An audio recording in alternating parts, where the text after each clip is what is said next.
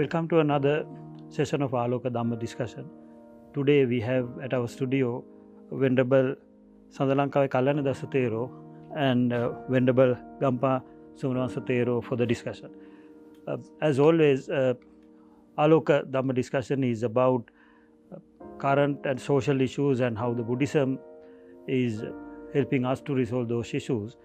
I would like to first ask from Venerable Sandalankawe Kalana Dasatero about one of the most critical issues we have in current society, the mental health. A survey done suggests that 1 out of 4, that is 25% of every person in this world has gone through some sort of a mental health issue. These health issues cause various issues like disorder involving feelings, thoughts and emotion, which usually impact negatively functioning of person's day in and day out life.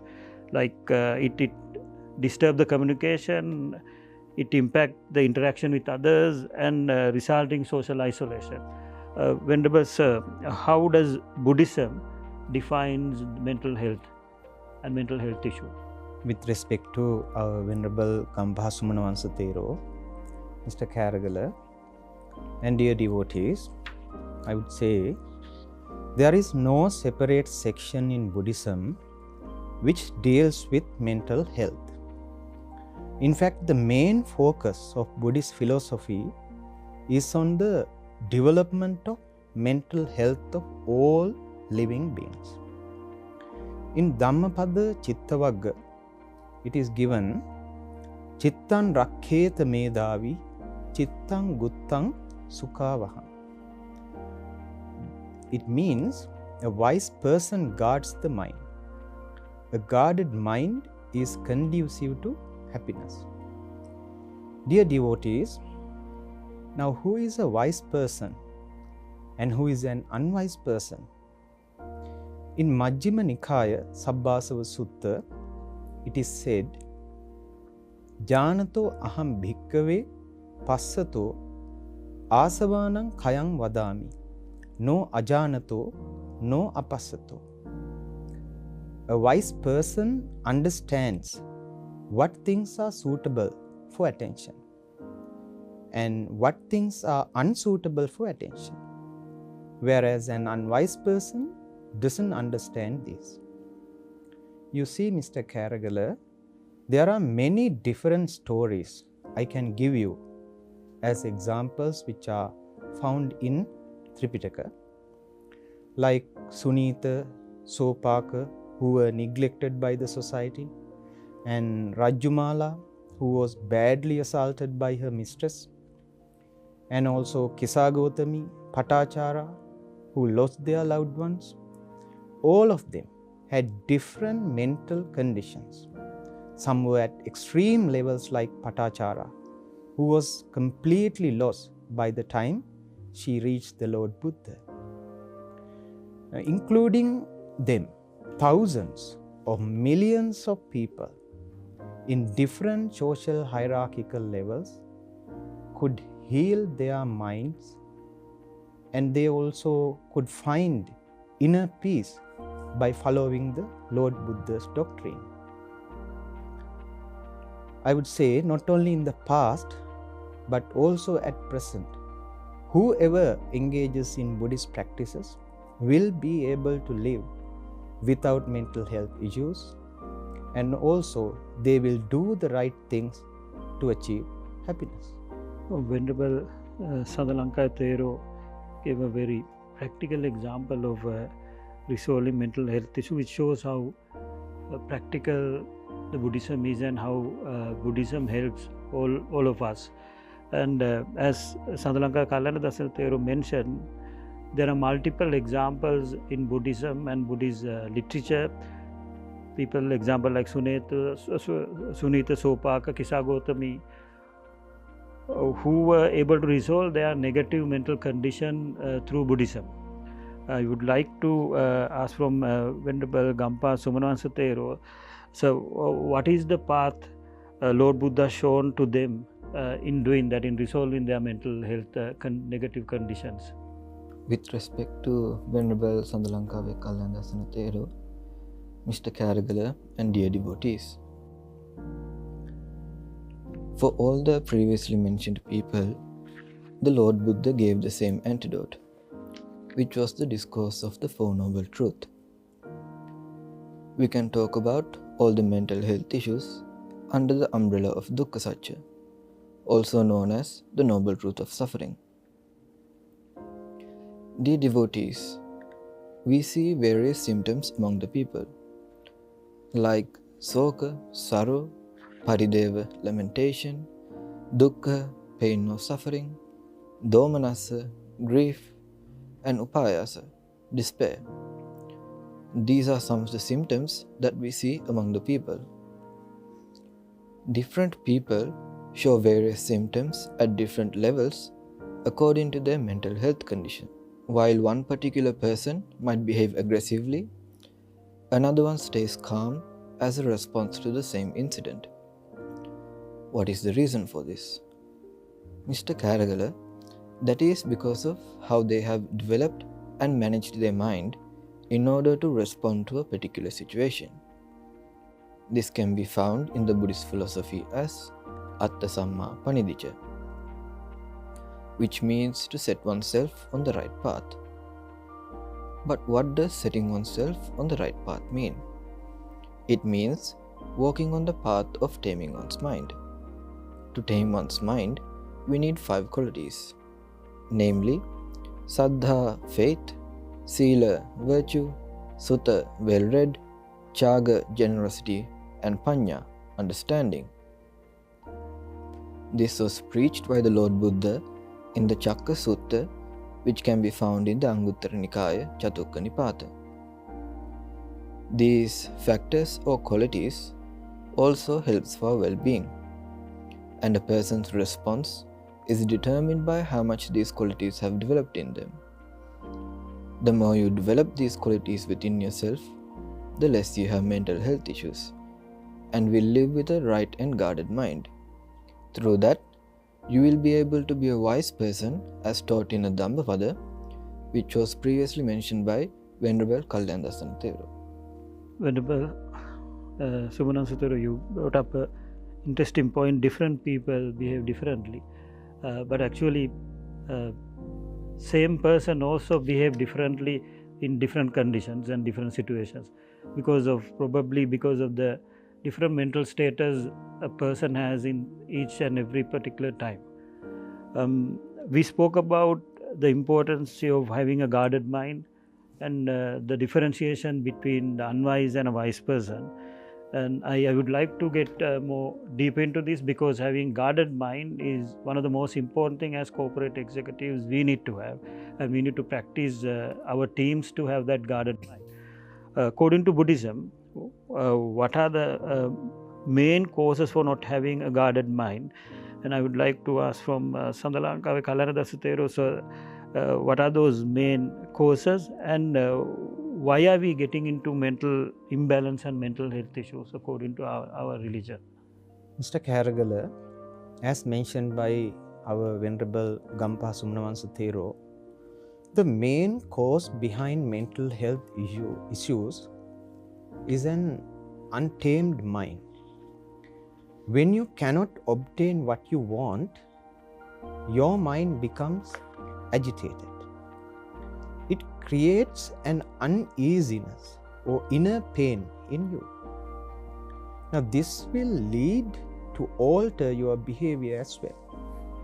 However, with right discipline, learning, and experience, you will be able to guard and balance your mind, and you will be able to overcome that bad situation. Now, according to the Buddhist doctrine, inability to do this balancing creates some sort of distress. It is given as yam piccang nalabati tampi dukkham. Not being able to obtain what we want generates dissatisfaction or suffering. This is found in Satya Vibhanga Sutta, and in a way, this is the noble truth of suffering, the so-called Dukkha Satya. One story is given in Dhammapada Tanha Vagga, Mr. Khergala. When the Lord Buddha was alive, there was an aristocrat named Uggasena. He fell in love with a female acrobat. But his parents did not give their blessings to this couple. Because he wasn't able to obtain what he wanted, Uggasena ignored his responsibilities and duties. Even lost his appetite. He didn't care about his attire and appearance, and he ignored what happened in his surroundings. However, later on, he gave up his family and became an acrobat in the same group as that female was in. He wandered from place to place and had to face various difficulties.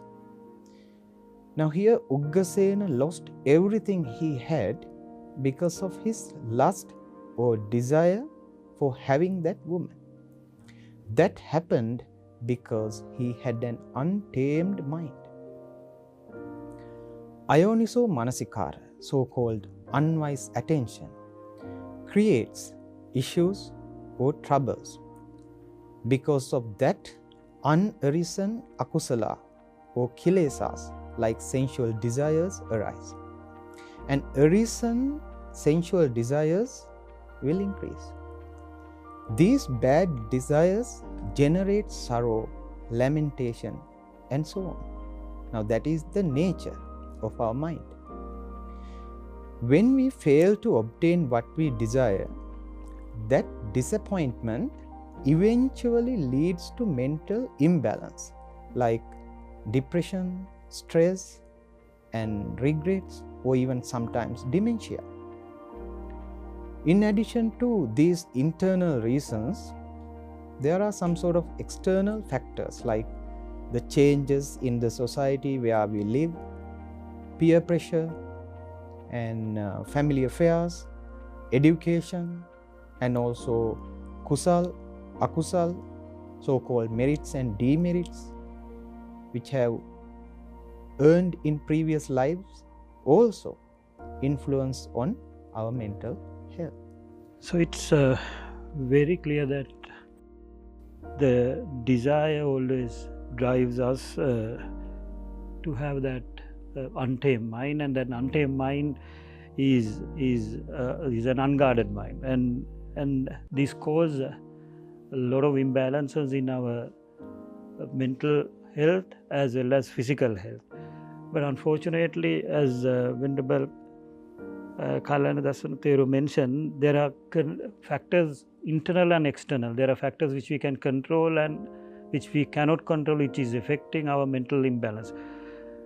So it is our responsibility to make sure that we control things which we can control. The first thing is our mind. Buddhism provides an important framework for behavior modification and stress coping and the reduction of depression, as Venerable Sandalankawa Kalana Dasana Theru mentioned, and which at the end will enable us to have that happiness and overcome the mental health issue.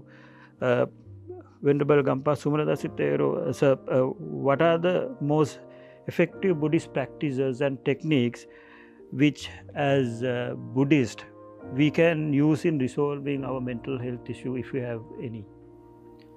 If I add something to what Venerable Sandalankawa Kalana Dasana Theru said, this uneasiness or restlessness appears in a person's mind, diminishes interpersonal relationships or communication within the family and working environment. Why does this happen? Dear devotees, uneasiness or restlessness is like a communal disease. When one person is in distress, it radiates to the people around him, eventually causing the people who associate with him and the entire society system to collapse. On the other hand, a person with a healthy mind always does good deeds, punya karma, both physically and verbally. These righteous actions are expressed as an output of wholesome mentality. But what is a wholesome mentality and what is an unwholesome mentality? According to the Lord Buddha's doctrine, deeds that do not lead to my own affliction, or the affliction of others, or the affliction of both, are known as unwholesome deeds. Whereas deeds that lead to my own affliction, or the affliction of others, or the affliction of both, they are known as unwholesome deeds. Dear devotees, when someone does good deeds, they are mentally wholesome. These worthwhile actions spread throughout the community that person engages with. Because when others see their good deeds, they also start to want to do good deeds. On the other hand, when someone does unwholesome deeds, the opposite of this would happen. Buddhism provides personalized solutions for everyone and every issue. It applies to each person individually so that the whole community can get the benefits. In Buddhist practice, this application of remedial actions takes place gradually through the development of three shiksha: Sila, virtue; Samadhi, concentration; and Panya, wisdom. All three of them individually improves mental happiness. These three attributes support one another as well. Ultimately, you will become a noble person by fulfilling these three attributes. As leaders, it is our responsibility to positively manage mental health of our team. As Venerable Sumanwansa Theru mentioned, the mental health, the positive or a negativeness, is like a communal disease. If you have one person who has imbalance in the mental health or has a mental health issue in your team, it may go back to the rest as well, and the opposite also might happen. And most important thing, what I picked from Venerable Sumanwansa Theru's explanation is personalized solution. Buddhism has personalized solution. So as leaders, it is our responsibility to give personalized solution to our team members. You can't have one for all solution to resolve mental health issue. If we look after our team's mental well-being, the level of engagement of the team will be better, and that will drive a better productivity in the team, and that will create a better organization, the profit, and a happy organization. As mentioned by Venerable Sumanwansa Theru, following the path of Buddhism will definitely enable us to develop that kind of a wise team with a guarded mind, and at the end with a better productive and happier team. We spoke about the problem we face due to mental health issues and the causes for that. Buddhism is a practical religion with practical solutions. Venerable Sandalankawe Kalana Dasana Theru serve as lay people, according to Buddhism, how can we develop a guarded mind which will help us to overcome these mental health issue and to have a good mental health? It is said that prevention is better than cure. Now, Buddhism is giving preventive solutions for lots of issues and problems. It is very difficult to control the mindset once it reaches to Vyatikramana level. What is Vyatikramana level? Now, there are three stages of kilesa or defilements, namely Anusaya level, the latent tendency; Parivuttana level, the obsession of defilements; Vyatikramana level, so-called transgression of defilements. Mr. Karagala, if I take anger or dvesha for an example, if someone scolds you when you are in a calm and quiet situation, what will happen? When you are in a calm and quiet situation, there is no anger in you. So there, the dvesha is in hidden anusaya level. When someone scolds you, at that moment, latent or hidden anusaya level of anger will rise into the pariyuttana level. That means you became irritated at that moment. But still, you are not giving a response, verbally or physically. If it increases further, which means if you respond in an unwholesome way, verbally or physically, that is called the transgression or Vyatikramana level. In Buddhist practice, initially we try to suppress the kilesa or defilements before reaching the transgression or Vyatikramana level. Then we try to stop the rising of defilements to the obsession or pariyuttana level. Finally, the latent defilements, so-called latent tendencies, anusaya level of anger or kilesas, will be uprooted. Now, this is the order how kilesas could be eradicated by a person. Now, that can be done by the fulfillment of sila, samadhi, panya, so-called virtue, concentration, and wisdom respectively. This comprehensive yet simple understanding would help us to prevent causing mental health issues. Venerable Sandalankawe Kalardasa Thero mentioned about Buddhist way of improving our mental health issues. But as already mentioned, main focus of Buddhism is developing the mental health, and there is no singular way for that. Venerable Gampa Sumanwansa Thero, sir, can you further explain the Buddhist solution for mental health issues? Mr. Karagala, Venerable Sandalankawe Kalyandasana Thero said about sila, virtue. In Buddhist practice, Pancha Sila, the 5 precepts, and even higher observances are there for moral development. In order to suppress defilements at the level of pariyuttana, obsession, one should practice concentration. Frankly, what we are doing here is, we develop opposite wholesome qualities against the relevant defilements, klesa.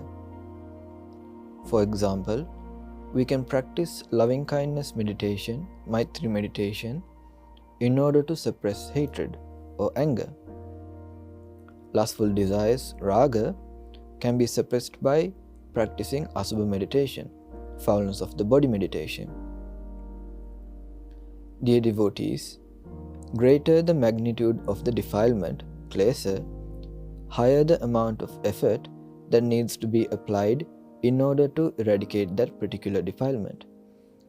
Hence, a mere 20-minute meditation session might not be enough to uproot that particular defilement. So the most important thing is practice, and with time, we may be able to eradicate defilements whenever they arise. Dear devotees, however, this is not an easy task. Even a person who has a good practice in Buddhism may sometimes lose control of his mind. In such occasions, things that can be done are given in the Vitakka Santana Sutta. In an unexpected situation, for instance, when you are in a bad temper, according to the Vitakka Santana Sutta, one thing you can do is examine the danger of those thoughts. If that method doesn't work, you can try to distract your mind from evil thoughts connected to desire, hatred, and delusion. Understanding the law of cause and effect and dependent origination, Hetupala Dhamma, will also help us. In the teachings of dependent origination, it shows that samsaric existence is governed by a system of causality. Everything is caused into being, and in turn causes more existences to arise. The Lord Buddha's teachings of dependent origination also highlights that there is a way to stop further arisings from occurring. When you examine the root cause of your anger or your defilements, dear devotees, you will find that it has unnecessarily erupted in your mind. You can handle that in an easy way without losing your temper or generating any other akusal, unwholesomeness. By understanding an ongoing cause, we may be able to remove the cause. We can wisely avoid activities that brings restlessness or mental health issues. Mr. Karagala, it is very clear that as Buddhists, we do not have to do very complicated things to overcome our mental health issues. Simple things such as adhering to Panchasila, understanding the law of cause and effect, and dependent origination will help us to overcome that and develop a guarded and healthy mind. So it is very clear that as Buddhists, we do not have to do very complicated things to overcome our mental health issue. As both Venerable Sadalankawe Kalana Dasana Thero and Gampa Suvanansa Thero mentioned, simple things such as adhering to Panchasila or understanding the law of cause and effect and dependent origination will help us to overcome our mental health, and that would develop a guarded and healthy mind. And as it's been explained, this will enable all of us as individuals and as a team and as families and as a society to spread that happiness across everybody. But most important thing is what we need to understand is that we cannot and we will never be able to do that overnight. We need to have that patience, and we have to put that effort and time in developing and overcoming these mental health issues. And as Noam Spencer has said, I quote, mental health is not a destination, but it is a process. It is about how you drive, not where you are going.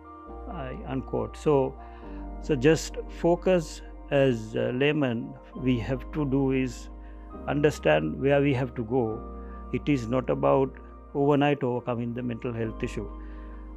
On behalf of JAYA Media Network, my respectful gratitude to both Venerable Sandalankawe Kalana Dasana Thero and Venerable Gampa Sumanansa Thero for being here with us and sharing your noble knowledge across the globe. And may both of you have the blessings of Noble Triple Gems to continue with your noble work.